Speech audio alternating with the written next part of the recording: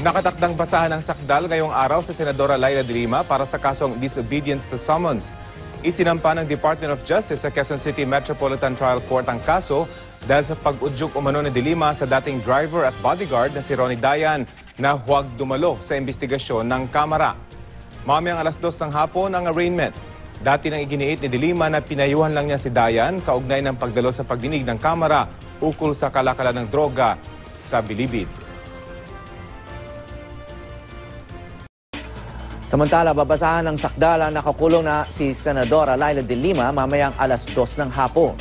Kaugnay ito ng kasong disobedience to summons na isinampa ng Department of Justice sa Quezon City Metropolitan Trial Court. Bunsod yan ang pag-udyok umano ni de Lima sa dati niyang driver bodyguard at nakarelasyong si Ronnie Dayan na huwag dumalo sa investigasyon ng Kamara kaugnay sa Bilibid drug trade. Dati na sinabi ni de Lima na pinayuhan lamang niya si Dayan. Hindi rin sumipot sa anumang pagdinig ng House Justice Committee ang senadora. Dahil pakay lamang daw nitong pahiyain siya sa publiko.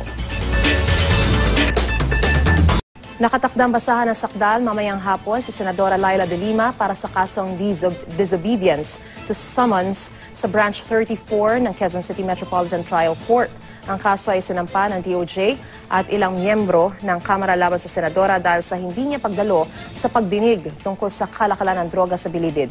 May kaugnayan din ang kaso sa pagpayo ni de Lima sa kanyang dating boyfriend at bodyguard na si Ronnie Dayan na huwag dumalo sa pagdinig. Nauna nang sinabi ng Senadora na payo lang at hindi naman utos ang sinabi niya kay Dayan.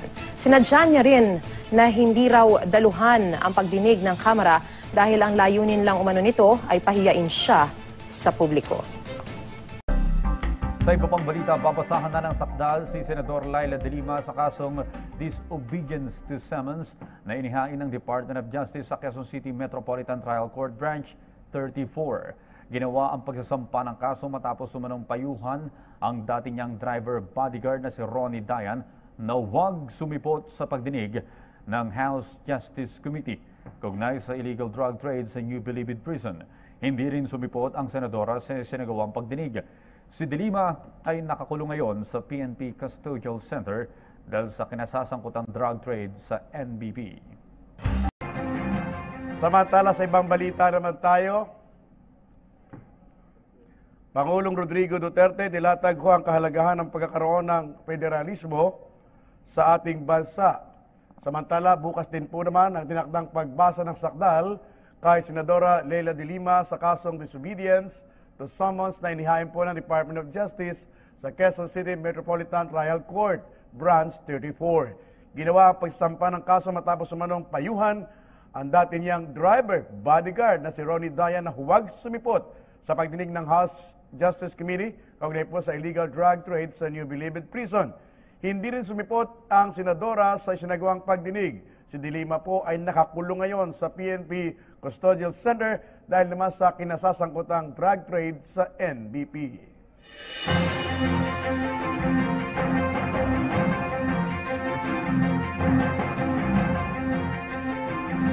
Pa rin naging aksyon si Judge Amelia Fabros Corpus ng Muntinlupa Regional Trial Court, Branch 205, dito sa motion ni Senador Leila de Lima. Ito yung motion na naglalayo na ibasura itong kanyang kaso dito sa Branch 205. At kanina na nga ay naging madali lamang yung pagdinig ni Judge Corpus. Binigyan niya ng 10 araw itong abogado ni de Lima para magkomento, mag-reply sa komento na inihain ng prosecution dito sa motion to quash ni Senador Leila de Lima. At kapag nakapag-sumite na sila ng kanilang reply ay may option itong prosecution na maghain ng kanilang rejoinder. Dito naman sa motion for consolidation ng prosecution ay binigyan din ni Judge Corpus ng 10 araw itong abogado ni de Lima para magkomento dito sa motion na ito. At just to remind lang, to refresh, itong motion na ito ay naglalayo pagsamasamahin itong 3 kaso ni Senador Leila de Lima sa isang korte na lamang sa Branch 204 kay Judge Juanita Guerrero. At konting background din dito sa kaso ni de Lima sa Branch 205. Ito yung umano'y kasabwat niya si Jad Dera na umano'y kanyang pamangkin at allegedly ay bagman na kung saan si Dera daw ay nangikil at nagdemand hindi lang ng pera kundi sasakyan mula kay Peter Ko na isa sa mga high-profile inmates sa Bilibid. Ito namang si Codao ay nag-traffic, nagbenta ng droga at nagbigay kay De Lima sa pamamagitan ni Dera ng 3 milyong piso at 4 na sasakyan. At kanina rin ay nilinaw nitong prosekusyon dito sa kanilang gustong ihain na motion para mag-issue itong korte ng gag order na hindi kasama dito si Secretary Vitaliano Aguirre. Sa halip ito lamang mga parties concerned dito sa kaso ni De Lima, ito yung mga abogado at mga akusado. Narito ang kanilang naging pahayag.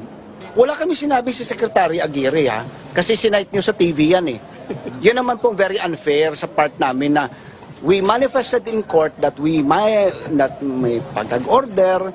Sabi ni court, mag-file kami ng motion, tapos nilabas ninyo sa TV si Secretary Aguirre na bumabasagdanan para bang tinutukoy na, parang pinarabas nyo na tinutukoy namin si Secretary Aguirre, and that's very unfair. Matatagalan pa ang susunod na pagdinig dito sa Branch 205. Sa April 21 ang itinakdang susunod na hearing ni Judge Amelia Fabros Corpus dito sa Branch 205 sa Muntinlupa Regional Trial Court. Anjoli Mario, CNN. Bababa na po ako dito sa Senado at haharapin ko na po yung team ng CIDG na magsaserve sa akin ng warrant of arrest. So sasama na po ako sa kanila voluntarily. Nananalig po ako sa mahal na Diyos na malalampasan ko rin po lahat na ito. Na sa bandang huli, lalabas po ang katotohanan at makakamit ko po ang hustisya.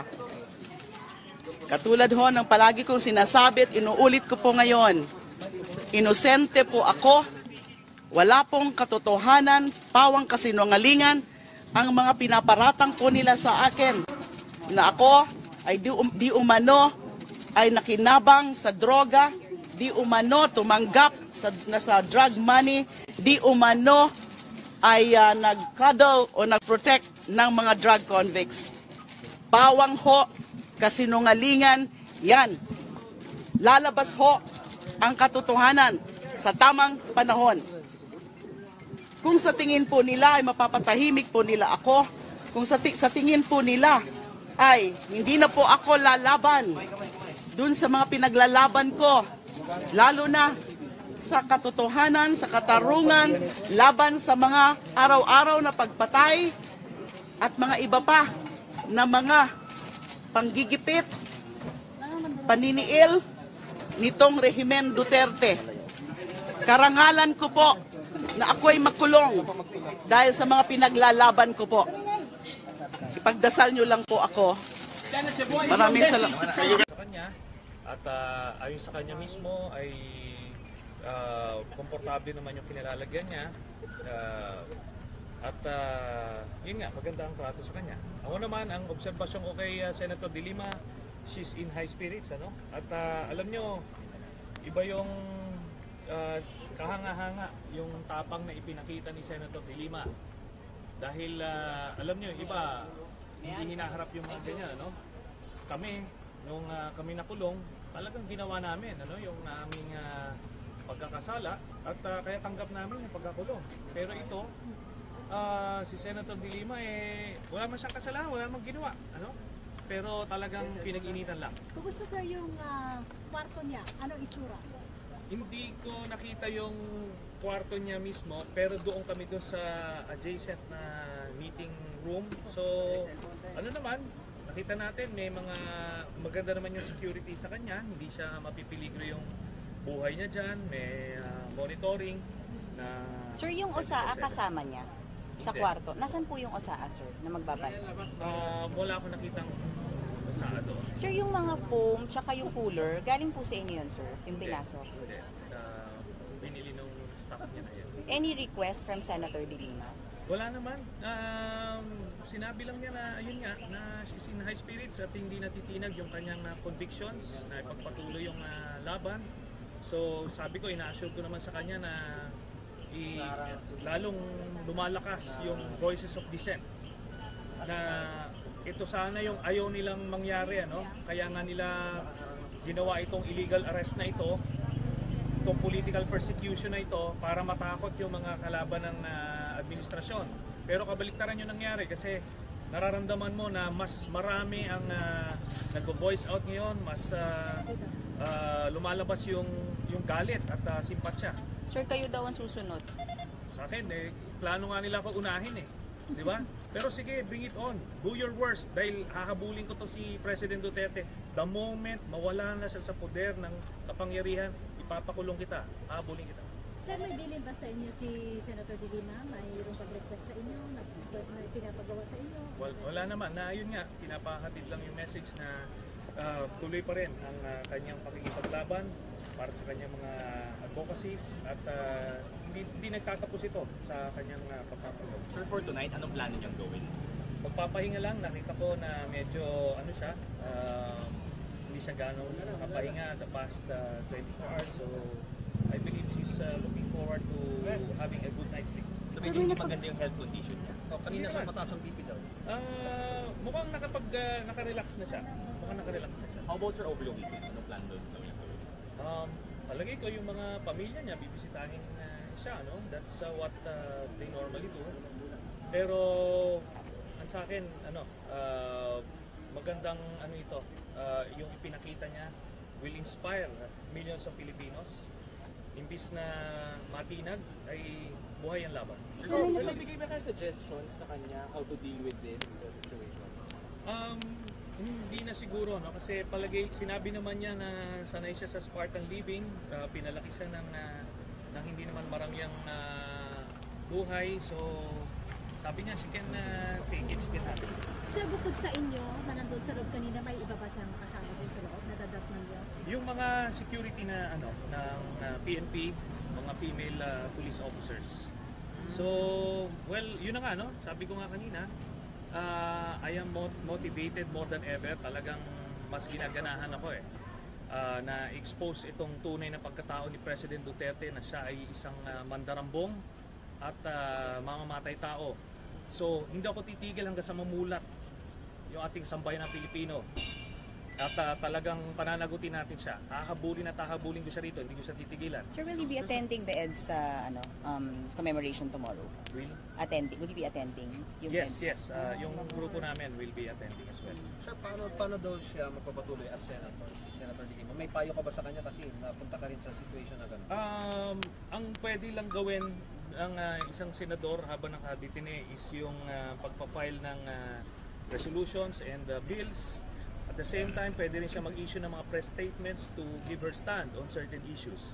Pero hindi siya pwedeng bumoto at hindi siya pwedeng mag-interpolate sa iba't ibang mga bills. Pero pwede rin, nung panahon ni President Aquino, nakapagkandak ako ng committee hearing sa loob ng kulungan. Pero I doubt it kung papayagan siya ni President Duterte. Sir, sa security, hindi talaga kinangangamba kasi iba October may napatay nga ng kuryente dito. Nakausap naman natin yung mga nakadetain, yung mga security dyan, yung mga custodians dyan, mga dati ko na rin mga bantay noon. So inalagaan din naman kami noon. Sabi ko sa kanila, tuloy nyo lang yung pag-alaga sa kanila dahil trabaho niya yan to make sure na ligtas sila sa peligro. So hindi rin naman nila papayagan yon dahil sila rin mananagot. Sir, sorry, ilang guards yung kasama niya ngayon sa loob? Marami. 5? 10? Hindi. Siguro sinamahan lang ako ni iba, pero may mga Yung close in sa kanya, yung steady ilan? May mga 4 siguro. Mga babae. All babae. May chance daw po ba magkita-kita sila na Senator Jinggoy? Palagay ko wala. Iba separate yun. So tiniyagan sinisend yung arrest po? Ang gusto nilang mangyari dito is magkaroon ng chilling effect. Meaning matakot yung mga kritiko ng administrasyon, yung mga oposisyon. Pero sabi ko hindi ganun yung nangyari, no?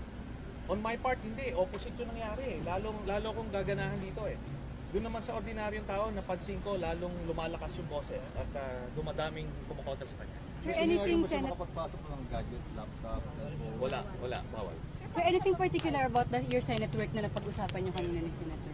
Senate work? Opo, tungkol sa mga trabaho niyo sa Senado. Wala naman.